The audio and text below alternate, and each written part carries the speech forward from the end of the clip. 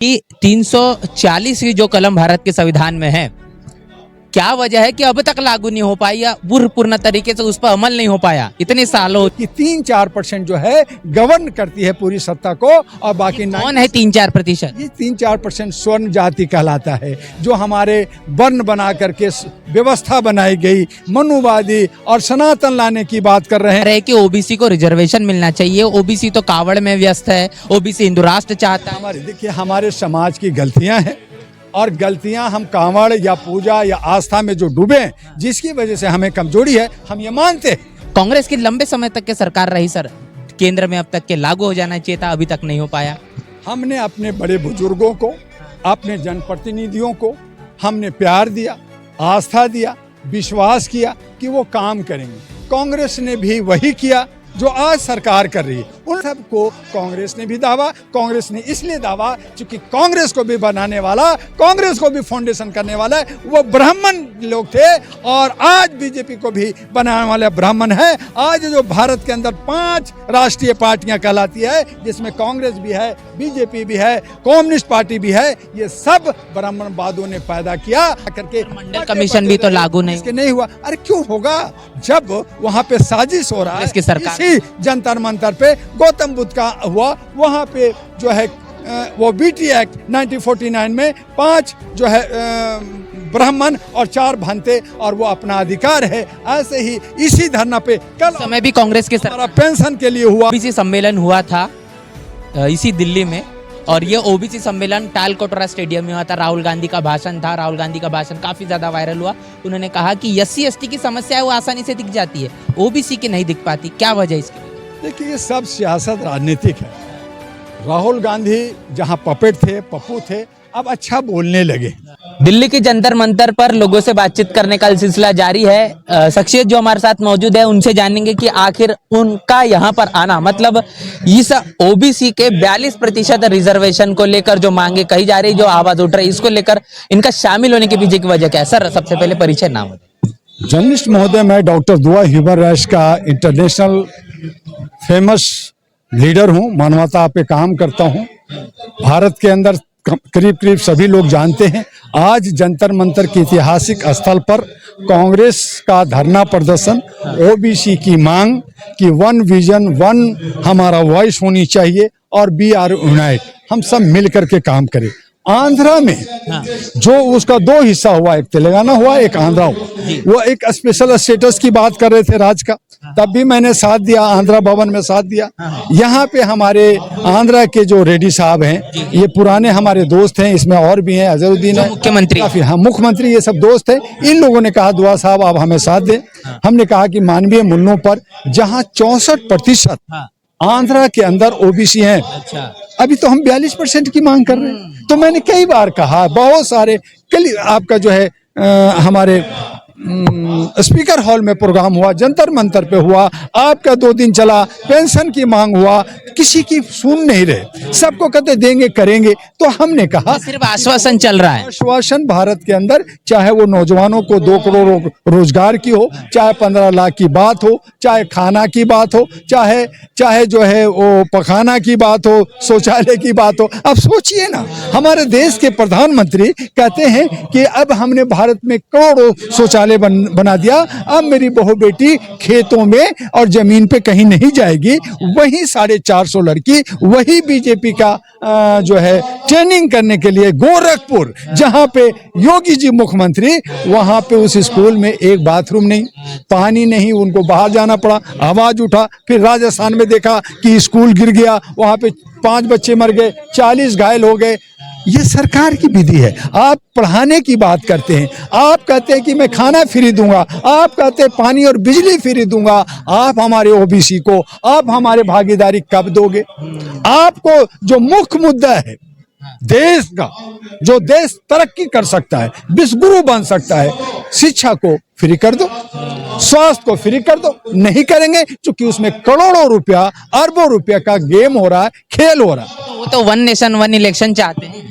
देखिए, 1 nation 1 election उसके लिए है ना भाई, वो नेता बनना चाहते हैं ना। तो वन वॉइस यानी 1 जो है आप हमारा राजभाषा कर दो, हमारी ड्रेस कोड कर दो, हमारा एक कानून कर दो। 2 कानून क्यों? 2 बजे आपकी सुनवाई होगी नेताओं का और गरीबों का। जो 5.5 करोड़ केस जो है पेंडिंग है, उसको कोई पूछने वाला नहीं है। छोटे छोटे जर्नलिस्ट पे डंडा मार रहे हो, छोटे छोटे जो हमारे जो यूट्यूबर्स हैं, सोशल मीडिया हैं, आप उनको जेल में भेज रहे हो। और बड़े के लिए आपके लिए कुछ नहीं है, वो कुछ भी करे, कुछ भी मनमानी करे। तो ये मनमानी, ये जो नफरत, ये जो भेदभाव, ये जो ऊंच नीच, ये जो आपने पाटा है, ये ठीक नहीं है। देश के प्रधानमंत्री, चाहे आप हो, चाहे ये भाई हो, चाहे कोई भी हो, वो देश का प्रधानमंत्री 150 करोड़ का होता है। लेकिन उनको देखिए कि जहां भी मीटिंग में, जिस भी देश विदेश में जा रहे हैं, तो अपने सीने पर वो अपना पार्टी का लोगो लगा के चल रहे हैं। तो अब पार्टी का प्रचार कर रहे हैं या देश के प्रधानमंत्री संवैधानिक पद पे हैं, ये मुझे बता दीजिए।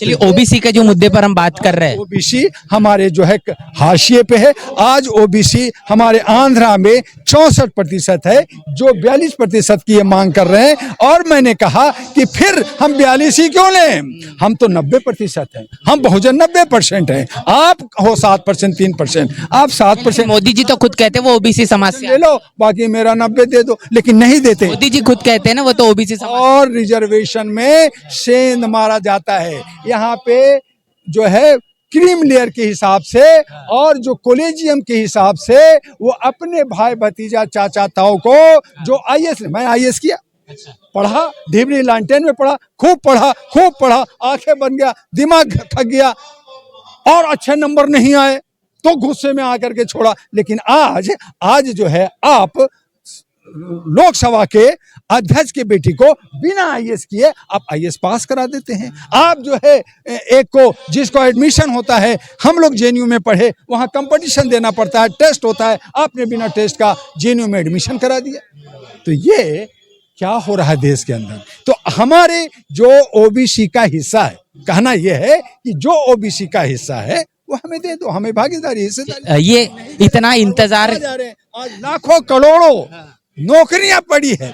और वो सवाल सुनिएगा कि 340 की जो कलम भारत के संविधान में है, क्या वजह है कि अब तक लागू नहीं हो पाई या पूर्ण तरीके से उस पर अमल नहीं हो पाया? इतने साल हो चुके हैं संविधान है कि 340 और 341 जो है वो हमारे बहुत ही नीचे या अल्पसंख्यक लोगों के हक अधिकार की बात है। उसमें मुसलमान भी आता है, उसमें अन्य जात के लोग भी आता है, लेकिन ये लोग नहीं देना चाहते। ये लोग शिक्षा नहीं देना चाहते, ये लोग आगे बढ़ाना नहीं चाहते, ये लोग स्वस्थ रहना नहीं देना चाहते। और इसीलिए कहा कि 3-4% जो है गवर्न करती है पूरी सत्ता को, और बाकी कौन है 3-4%? ये 3-4% स्वर्ण जाति कहलाता है, जो हमारे वर्ण बना करके व्यवस्था बनाई गई, मनुवादी और सनातन लाने की बात कर रहे हैं। हमें जो है 10-1000 साल पीछे ले जाना चाहते हैं। एक तरफ भारत को उन्नति और तरक्की की तरफ ले जा रहे हैं। विश्व गुरु बनाना चाहते हैं ना मोदी। तो विश्व गुरु क्या, वो तो जो खुद ही कह रहे हैं कि मैं जो है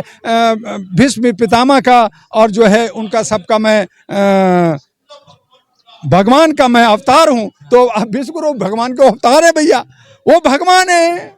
आप चाह रहे हैं कि ओबीसी को रिजर्वेशन मिलना चाहिए? ओबीसी तो कावड़ में व्यस्त है, ओबीसी हिंदू राष्ट्र चाहता है। देखिए, हमारे समाज की गलतियां हैं, और गलतियां हम कांवड़ या पूजा या आस्था में जो डूबे हैं, जिसकी वजह से हमें कमजोरी है, हम ये मानते हैं। लेकिन ये सब इस स्थिति को पहुंचाया किसने? इन जो स्वर्ण लोग, ब्राह्मण लोग थे, उन्होंने वर्ण बना दिया और कहा कि जो दलित हैं, जो क्षुद्र हैं, वो पढ़ाई नहीं करेगा। इसीलिए बाबा अंबेडकर को स्कूल के अंदर घुसने नहीं दिया। वो तो बाबा अंबेडकर ने कैसे कैसे करके बाहर पढ़ लिए।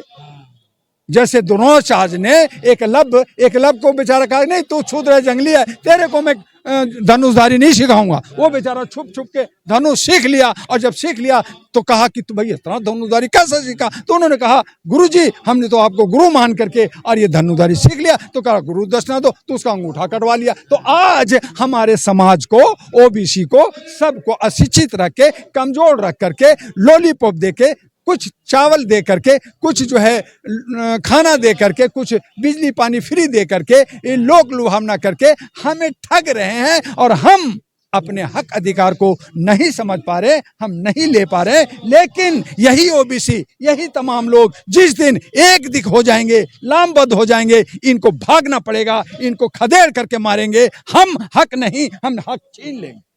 ओबीसी की आप जो बात कर रहे हैं 42% आरक्षण की, जब इतिहास के पन्नों को पलटाया जाए, आप संविधान को लेकर काफी सारी जानकारी रखते हैं, आपने आईएएस की परीक्षा भी के लिए तैयारी भी की और काफी सारा समय आपने बिताया।